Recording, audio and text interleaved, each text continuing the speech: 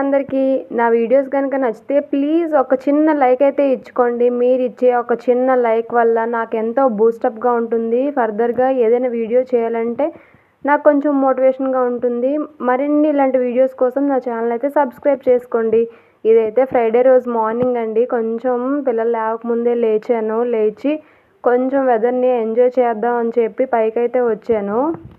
మనకంటూ కొంచెం టైంని స్పెండ్ చేసుకోగలిగితే పిల్లల కోసం, హస్బెండ్ కోసం మనం ఏవైనా చేయగలము. లేదు అంటే ఎలా ఉంటుంది అంటే మన కోసం మనం ఏం చేసుకోలేకపోతున్నాము అనే గిల్ట్ అయితే ఉండిపోతుంది రోజు మొత్తంలోన.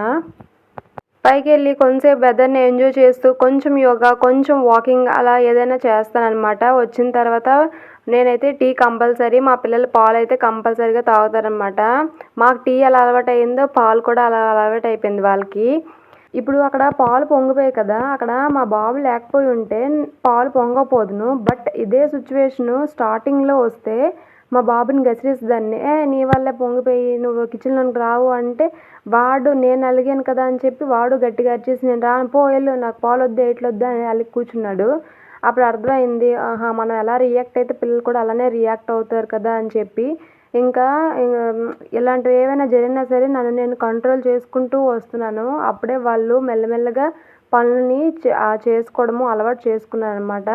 ఇది మాత్రం ఈసారి పాలు పొంగడం నాదే మిస్టేకు. వాడిని చూడమని గిన్ని తెమ్మని చెప్పి నేను అటు వెళ్ళిపోయినాను. ఇది నా మిస్టేక్ అనమాట. కానీ చాలాసార్లు వాడు పొంగిపోతుంటే సిమ్లో పెట్టడం లేదంటే స్టవ్ ఆఫ్ చేయడం నేర్చుకున్నాను అనమాట. నెక్స్ట్ అలానే స్టడీ విషయము మనకి బోల్డ్ అని పనులు ఉంటాయి. అలానే చికాకుగా ఉంటుంది, మనం అరుస్తూ ఉంటాము. బట్ వాళ్ళకి ఏమీ తెలీదు పాపం. వాళ్ళు ఏంటి అంటే మనకి మా అమ్మ చదువు చెప్తే బాగుంటుంది, నాన్న దగ్గర కూర్చుని పెట్టి చెప్తే బాగుంటుంది అని అనిపిస్తుంది. ఇక్కడ ఏంచో మా పిల్లలకి హాలిడేస్ కదా, ఇంకా వాళ్ళైతే అస్సలు చదవనని మొండికేసారనమాట. బట్ ఎగ్జామ్స్ దగ్గరికి వస్తున్నాయి, ఎలా అయినా చదివించాలి అని చెప్పేసి ఫస్ట్ వాళ్ళని నువ్వు చదవాలి అని గట్టిగా కాకుండా ఫస్ట్ వాళ్ళ బుక్స్ తీసుకొని డైరీ తీసుకొని అక్కడ ఎగ్జామ్స్ ఏంటి, టైం టేబుల్ ఏంటి, అలాగే కొంచెం చదువు మీద ఇంట్రెస్ట్ ముందు క్రియేట్ చేయాలి. తర్వాత అలాగే ఏ సబ్జెక్ట్ తీస్తే బాగుంటుంది అని కొంచెం సేపు డిస్కషన్ చేసాం. బట్ ఇది చాలా టైం టేకెన్. ఒక హాఫ్ అన్ అవర్ అయితే ఆ డిస్కషన్ జరిగింది. బట్ ఆ డిస్కషన్ వల్ల మా పార్దు అసలు పూర్తిగా చదవనన్నవాడు మినిమం ఒక 5 క్వశ్చన్స్ అయినా ఆబ్జర్వ్ చెప్పాడనమాట.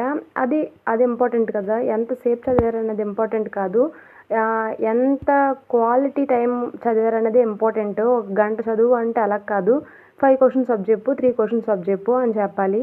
వాడికి చదువు అంటే చెప్పలేదు. చాలాసేపు అయిన తర్వాత నేనేమన్నానంటే నువ్వు ఒక లెసన్ చదువుతావా, ఒక 5 క్వశ్చన్స్ చెప్తావా అని అడిగాను. అడిగితే వాడికి లెసన్ అంటే చాలా పెద్దగా అనిపించింది. అందుకని చెప్పి 5 క్వశ్చన్స్ చెప్తాను అన్నాడు. బట్ వాడు అంతగా అబ్జర్వ్ చేయని విషయం ఏంటి అంటే ఫస్ట్ లెసన్లో 5 క్వశ్చన్సే ఉన్నాయి. అదైతే వాడు అబ్జర్వ్ చేయలేదు. దట్ ఈస్ ద టెక్నిక్ అనమాట.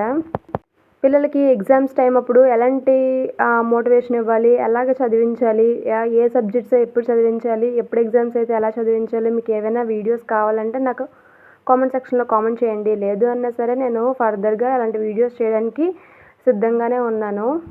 మా వయసు కింది సంవత్సరం యూకేజీ చదివింది. బట్ ఈ సంవత్సరం కూడా ఈ ఎగ్జామ్ రాస్తే యూకేజీలోనే పెడతాము అని చెప్పారు. బట్ నా వయసు కోసం నాకు తెలుసు కదా అని చెప్పి ప్రిన్సిపల్తో సైతం అందరినీ ఒప్పించి ఫస్ట్ స్టాండర్డ్లో వేయించాను. కానీ వేసిన 1 మంత్కి నాకు చాలా సాటిస్ఫాక్షన్ అనమాట మా వయసుని చూసి. పర్లేదు, అది జిరాఫీ స్పెల్లింగ్ చెప్పకపోయినా సరే ఇప్పుడు స్పెల్లింగ్స్ అన్నీ టక్క చెప్తుంది. అది అందుకోగలదు అనే నా నమ్మకం నాకుండి నా నమ్మకాన్ని నిలబెట్టింది. అలానే నిలబెట్టుకొని దాన్ని అలాగా ఈ సంవత్సరం చదివిస్తే 2nd క్లాస్కి ఆ మేడమ్సే ప్రమోట్ చేస్తారన్న నమ్మకాన్ని మాత్రం ఈ 1 మంత్లో కలిగించేసింది. థ్యాంక్ యూ సో మచ్ రా వైషమ్మ. ఇంకొక విషయం, ఇక్కడ ఇద్దరిని పిల్లల్ని ఒకేసారి చదివించాలంటే అమ్మ నన్ను చెప్పుకో, నాకు చెప్పు, అన్నయ్య చెప్తున్నావు లేకపోతే తనకు చెప్తున్నావు, నాకు చెప్పట్లేదమ్మా అనేసి ఇద్దరు కొట్టించుకుంటారు. అలా కాకుండా ఒకరికి రైటింగ్ ప్రాసెస్ ఇవ్వాలి, ఇంకొకరికి రీడింగ్ ప్రాసెస్ ఇవ్వాలి. అప్పుడు అలా ఇచ్చేటప్పుడు ఏంటి అంటే ఒకరు రాస్తూ ఉంటారు, ఇంకొకరిని చదివించే టైం అయితే మనకు దొరుకుతుంది. ఇద్దరికీ ఒకేసారి చదివించామంటే దట్ ఈజ్ ఇంపాసిబుల్. మీరు అనుకోవచ్చు ఒకసారి ఇద్దరికి ఒకేసారి రీడింగ్ ప్రాసెస్ ఉన్నది అంటే మీకు కావాలంటే ఒకరిని సపరేట్గా చదివించడం, వేరే వేరే రూమ్స్లో చదివించడం, లేదు అంటే మ్యాథ్స్ ఒకరికి ఇచ్చి ఒకరికి రీడింగ్ ప్రాసెస్, అంటే మ్యాథ్స్ సమ్స్ ఇచ్చి ఇంకొకరికి రీడింగ్ ప్రాసెస్, అలాగా కొంచెం మనం ఎంగేజ్ చేయించాలి. అలానే ఇద్దరిని చదివిస్తున్నాను ఫీలింగ్ మనకు ఉండాలి, మా అమ్మ నన్ను చదివిస్తుంది అనే ఫీలింగ్ వాళ్ళకు కూడా ఉండేటట్లుగా టెక్నిక్గా చదివించుకోవాలన్నమాట. ఇంకా వాళ్ళకి ఏదో చిన్న వర్క్ ఇచ్చేసి చదవమని చెప్పేసి ఇంకా నేనైతే ఈ కిచెన్లోనికి వచ్చేసి కిచెన్లో పనులన్నీ చేసేస్తున్నాను అనమాట. ఈరోజు పిల్లలు ఇంట్లో ఉండడం వల్ల అన్ని పనులు చేయాలంటే చాలా కష్టము. అన్నీ చెయ్యాలి అనే కాన్సెప్ట్ ముందు మనసులో నుంచి తీసేయాలి. పిల్లలకు హాలిడేస్ అయిన రోజు మాత్రం జస్ట్ మనకి కౌంటర్ టాప్ ఏవైనా బేసిక్స్ ఉంటాయి కదా, అవి మాత్రం కంపల్సరీగా చేసుకుంటూ క్లీనింగ్ ప్రాసెస్ మాత్రం ఎక్కువగా పెట్టుకోకూడదు. ఓకే, పిల్లలు బాగానే ఉన్నారు, మంచిగానే ఉన్నారు, ఈరోజు పిల్లల మూడ్ బాగుంది అంటే వాళ్ళ హెల్ప్ తీసుకొని కొన్ని క్లీన్ చేసుకోవచ్చు. ఎందుకంటే వాళ్ళకి నేర్పించవచ్చు, అట్ ద సేమ్ టైం మనం కూడా పనులని కంప్లీట్ చేసుకోవచ్చు. మా పిల్లలైతే ప్రతిదీ అబ్జర్వ్ చేస్తారు, పిన్ టు పిన్ అబ్జర్వ్ చేస్తారు. మా పిల్లలే కాదు, ప్రతి పిల్లలు అలానే ఉంటారు నాకు తెలిసి. నేను ఫోన్ చూస్తూ ఉన్నాను అనుకోండి, మా బాబైనా పాపైనా ఇద్దరు అంటారు, నువ్వు ఫోన్ చూడొచ్చు మేము చూడకూడదా అనేసి.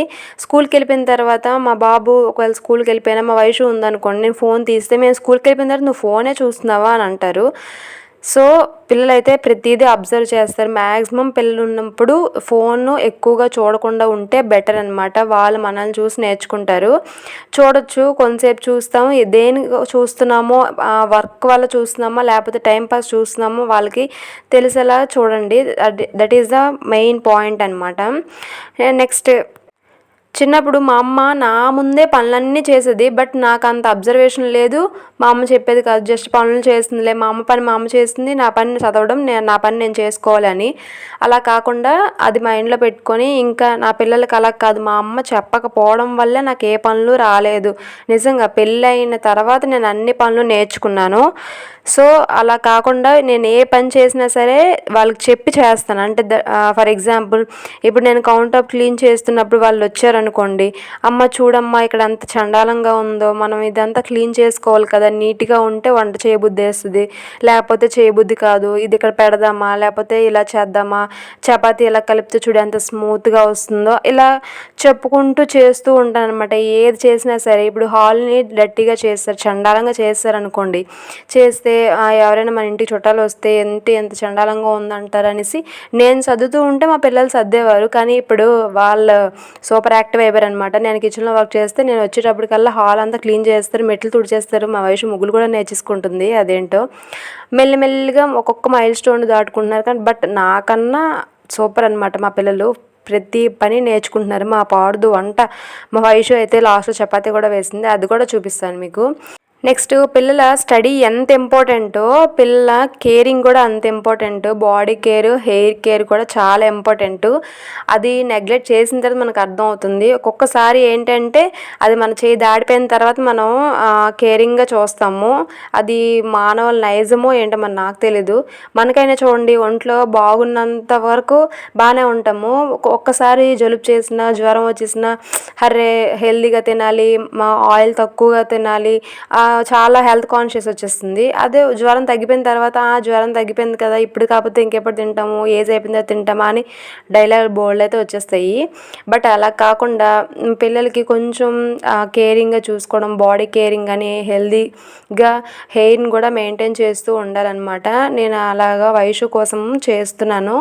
ఇంకా పిల్లలకి ఇలాంటి కేరింగ్స్ చేసాము అంటే ఎంత పేషెన్సీ ఉండాలో బాబోయ్. నేను మా వయసుకి ఇలాగ వారానికి 2 times చేద్దామని అనుకున్నాము. ఎందుకంటే దానికి అమ్మవారు వచ్చిన నెక్స్ట్ 10 daysలోన మొత్తం అంతా జుత్తులోన బాగా కురుపులు అయితే వచ్చాయి. అమ్మవారు చేసినప్పుడు దువ్వకూడదు అంటారు కదా, అది మెయిన్ ప్రాబ్లం అయిపోయి మొత్తం గోగిసుకొని పేర్లు చుండ్రు ఎక్కువైపోయి చీములు రక్తాలు వచ్చాయి అనమాట.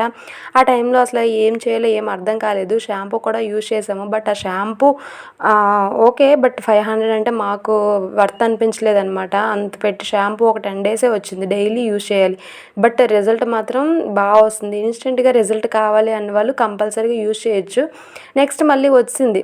మేము తగ్గితే ఓకే, నో ప్రాబ్లము. మేము వాడాము 500 పెట్టి ఆ షాంపూ కూడా మేము పర్చేస్ చేసాం కూడా అన్న. బట్ వాడి కొన్ని రోజుల తర్వాత మళ్ళీ వాడకుండా వదిలేసింది, మళ్ళీ వచ్చాయి అనమాట. ఇలా కాదు, ఇంకా న్యాచురల్గానే ఇంకా మనం ప్రొసీడ్ అవ్వాలి అని చెప్పి వారానికి 2 టైమ్స్ ఇలా పెడుతున్నాను. బట్ చాలా పేషెన్సీ. వారానికి 2 టైమ్స్ పెట్టాను అంటే నాకెంత, దానికి ఎన్నిసార్లు ఒక గంట సేపు దానికి మోటివేషన్ అయితే ఇవ్వాలి, అంతసేపు అయితే చేస్తుంది. కానీ కొన్నిసార్లు ఏంటంటే వారానికి ఒకసారిని దానికి స్నానం అంటే ఎంత ఇష్టమో, ఒకసారి ఏంటవుతుందో స్నానం చేయనని పేచి పెట్టేస్తుంది. బట్ చాలా పేషెన్స్ తోటి పిల్లల్ని అయితే చూసుకోవాలి. ఎప్పుడు ఈ పేషెన్సీ అనేది మనకి రెగ్యులర్గా అలానే ఉండదు. అరుస్తుంటాము, బట్ కామను. బట్ మనం అరిచాము, వాళ్ళని కొట్టాము, తిట్టాము అనే రియలైజేషన్ మనకు వచ్చి కామ్ డౌన్ అయిపోవాలి. నెక్స్ట్ మూమెంట్కి మనం సైలెంట్ అయిపోవాలి. That is the main point. అరుస్తున్నాం కదా అని ఇంకా అరుస్తూ ఉంటే వాళ్ళు కూడా అరవడం స్టార్ట్ చేస్తారు. సరేనండి, పిల్లల గురించి ఇంకా బోల్డ్ అని విషయాలు అయితే మాట్లాడుకుందాం. ఇక్కడైతే నేను చపాతీ అలానే దోసకాయ పచ్చడి అయితే చేస్తున్నాను. చాలా ఈజీ అనమాట. ఆల్రెడీ ప్రాసెస్ చూసారు కదా. అలా చేసుకుంటూ కొంచెం చల్లగా అయిన తర్వాత మిక్సీ ఆడుకుని పోపు పెట్టుకోవడమే. చాలా టేస్టీగా ఉంది. మా పిల్లలు అయితే ఆ రోజు భలే ఎంజాయ్ చేశారు చపాతీతోటి.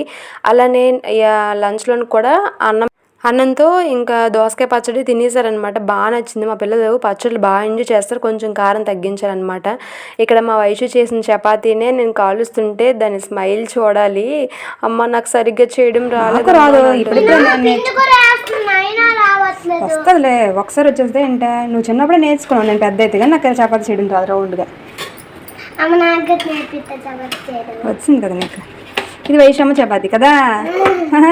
బట్ మా వైషు మాత్రం చపాతీ సూపర్గా చేసేసింది. స్టార్టింగ్లో అప్పుడు గట్టిగా అంటేసింది అనమాట. దానికి ఎలా చేయాలో చెప్పాను. చపాతీ ఫస్ట్ కాల్చడం నేర్చుకుంది, తర్వాత పావడం ఇప్పుడు నేర్చుకుంది, తర్వాత చేయడం నేర్చుకుంది, తర్వాత 2 ఒకసారి నేర్చుకుంటుంది. ఇదండి మా ఫ్రైడే రోజు వీడియో. ఎలా అనిపించింది?